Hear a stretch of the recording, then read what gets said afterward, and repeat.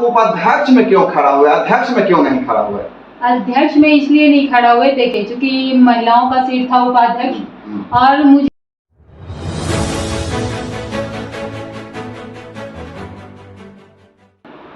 नमस्कार दोस्तों, मैं अशोक कुमार और आप देख रहे हैं अशोका न्यूज। हम अभी नगर परिषद फतुहा के उपाध्यक्ष प्रत्याशी शोभा देवी के यहाँ आए हुए हैं और ये शोभा देवी हैं।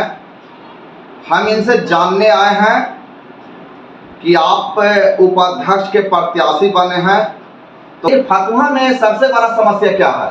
फतुहा में तो सबसे बड़ा समस्या फतुहा चौराहा जाम का है, जो कि महीना के 30 दिन के 30 दिन इतनी भयंकर जाम रहती है। खास करके सुबह की स्थिति में इतनी भयंकर जाम रहती है कि वहाँ पर से स्कूल जाने आने वाले बच्चों का वैन फंस जाता है, एम्बुलेंस फंस जाता है, जो कि पेशेंट लोग उसमें रहते हैं इमरजेंसी में। इस तरह की स्थिति देख करके हमें बहुत ही दयनीय लगता है कि फतुहा में जो जाम की समस्या बहुत जटिल समस्या है।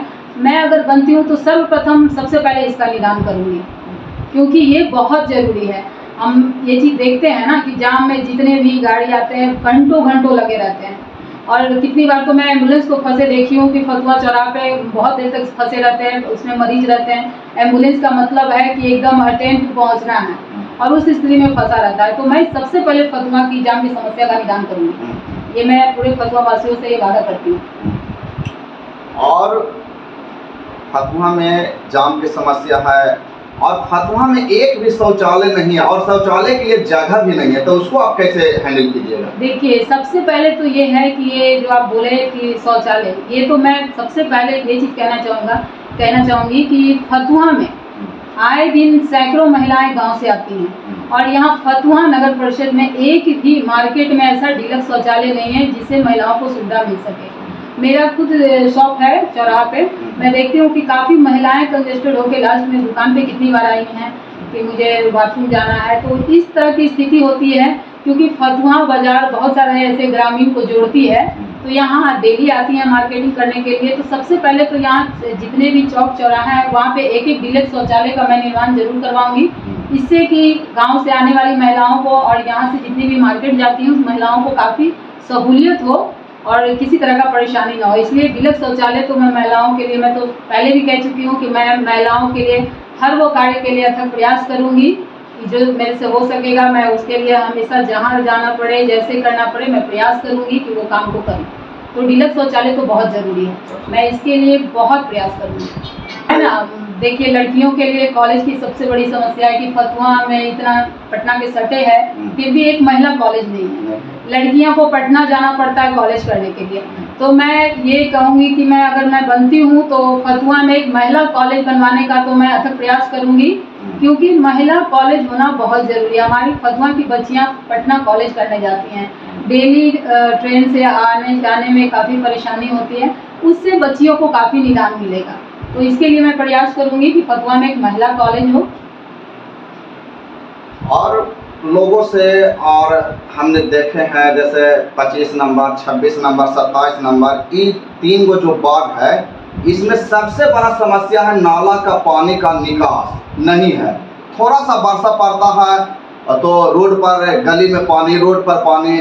और दूसरी बात है कि जो 6 नंबर के नीचे झुग्गा झोपड़ी वाला रहता है, वो नाला के पानी में डूबते जा रहा है, उसको बचाने वाला कोई नहीं है। तो इस पर आप क्या कीजिएगा?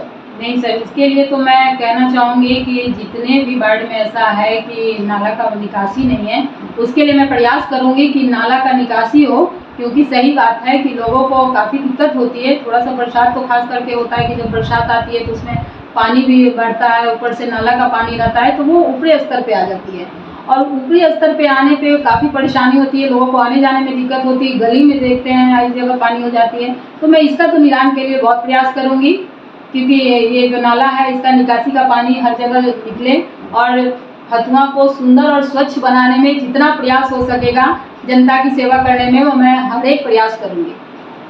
अच्छा, ये तो एक चुनावी वादा हुआ, इससे पहले आप समाज के लिए क्या कर रहे हैं? इससे पहले मैं कहना चाहूँगी कि मैं पहले से भी मैं पॉलिटिशियन में थी। समाज सेवा मेरा पहला प्राथमिकता रहा है, समाज सेवा को मैं पहले प्राथमिकता देती हूँ। क्योंकि सेवा और समर्पण ये दो भाव अगर मन में जग जाता है ना, तो इसके लिए बहुत ही अच्छा एक सुकून मिलता है किसी का सेवा करके। तो मैं अपने आप को एक सेवक समझती हूँ कि मैं अगर लोगों के लिए सेवा करने का, जिस तरह से हमको मौका मिला कोरोना काल में, कि जैसे कोरोना काल में बहुत लोग अपने घरों में रहते थे, उस समय मैं कोरोना काल में बहुत अपने क्षेत्र में निकली हूँ, और क्षेत्र में राहत सामग्री हो गया, मास्क हो गया, सैनिटाइजर हो गया, ये सब चीज़, मास्क तो मैं खुद से अपने सिल करके लोगों में वितरण की कि जिस तरह से हमारे फतुहा में सुरक्षित रहे, कोरोना से किसी तरह का संक्रमित ना फैले। उसके बाद फिर बहुत लोग ऐसा था कि वैक्सीन शुरू आया था तो लोग लेने से डरते थे। मैं इसमें भी जागरूकता के लिए बहुत प्रयास की, लोगों को ले जाके सरकारी हॉस्पिटल PSC फतुहा है जहाँ, मैं सबको वैक्सीन भी लगवाती थी। क्योंकि मेरा पहले भी आपको बोले कि समाज सेवा मेरा पहला प्राथमिकता रहता है, मैं समाज की सेवा करना पहला प्राथमिकता देती हूँ। तो इस तरह से मेरा कार्यकाल रहा है। राहत सामग्री हो गया, ठंडी के टाइमों में कंबल वितरण करने का मैं कार्य की, तो ये सब लगातार मेरा समाज सेवा का काम चलते रहता है।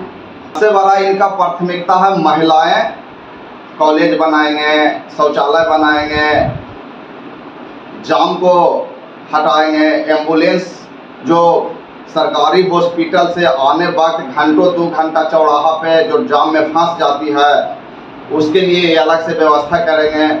तो आपका नज़रिया तो हम देख लिया, आप महिला हैं और महिलाएं के लिए, लेकिन पुरुष के लिए आप क्या कुछ बोले नहीं कि पुरुष के लिए क्या कीजिएगा? देखिए, पुरुष तो हमारे भाई बंधु सब हैं, पुरुष के लिए भी जितना प्रयास होगा भैया, जो भी अगर लगेगा कि नहीं उनके लिए जुनूनन काम है, उसके लिए मैं प्रयास करूंगी। क्योंकि महिला के लिए तो मैं इसलिए बोली कि बच्चियां लोग को काफ़ी परेशानी होती है, मैं ये देख चुकी हूँ। और महिलाएं जो आती हैं मार्केट करने के लिए, उनके लिए शौचालय के लिए व्यवस्था के लिए मैं बोलूँ, क्योंकि वो भी ज़रूरी है। लेकिन हमारे जो भाई और बंधु हैं, उन लोगों के लिए भी जितना प्रयास होगा मैं करूँगी। जैसे जितना भी जन समस्या आएगा मैं उसको पहले प्राथमिकता दूँगी, इसमें कहीं से भी कोई ये नहीं है। और ना ही मैं ये कहना चाहूँगी कि अगर मान लिया मैं बनती हूँ तो कोई काम में ऐसे कटौती नहीं। जिस टाइम अब अगर समाज का कोई काम रहेगा तो मैं तो कह रही हूँ आपको 24 घंटा में तत्पर रहूँगी। फतुहा के जनता से क्या अपील करना चाहते हैं? मैं फतुहा की तमाम जनता से यही अपील करना चाहती हूँ कि एक बार आप लोग सेवा करने का हमें मौका दीजिए, विश्वास आप लोग कीजिए, विकास हम करेंगे। मेरा सेवा ही समर्पण भाव रहेगा।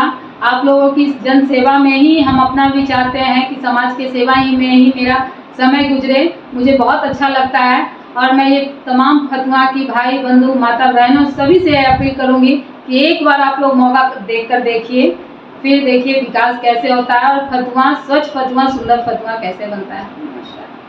नमस्कार। अभी आप देख लिए शोभा जी क्या बोले हैं, आप लोगों से मदद मांगे हैं।